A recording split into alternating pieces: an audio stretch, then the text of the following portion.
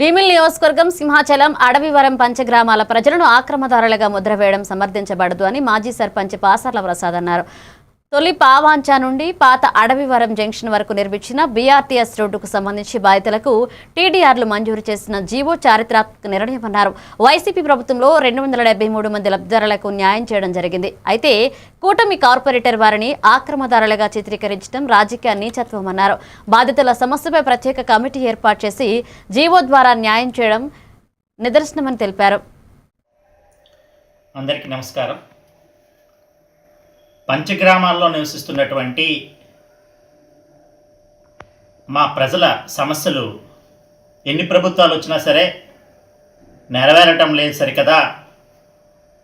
ఇక్కడుండే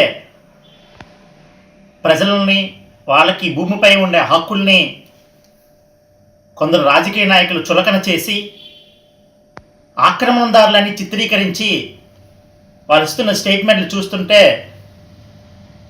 చాలా వేదనకు గురవుతున్నాం మేము పంచగ్రామాల ప్రజలు. ఎందుకంటే పంచగ్రామాల ప్రజలు తీవ్రమైన అన్యాయానికి గురయ్యారు. 1903లోనే విజయనగరం మహారాజ్ గారు ఈ పెదగాడి టానాలో ఉండే గ్రామాలన్నిటికీ 27 గ్రామాలు ఏవైతే ఉన్నాయో వాటన్నిటికీ రెవెన్యూ విలేజ్లన్నిటికీ గిల్మెన్ ద్వారాతో సర్వే చేయిస్తే ఆ రోజున మరి మాకు సర్వే సెటిల్మెంట్ జరిగితే అడవివరం సర్వే సెటిల్మెంట్ విలేజ్ ఇందులో చాలా క్లియర్గా జరాయితీ హక్కుదారులు ఎవరు, ఇనాం హక్కుదారులు ఎవరు, సర్వీస్ ఇనాం హక్కుదారులు ఎవరు, గ్రామ కంటాలు ఏంటి, పోరం బోకులు ఏంటి, బీఆర్టీఎస్ ల్యాండ్ రోడ్ అనేది ఒక్క సింహాచలంలోనే వెళ్ళలేదు.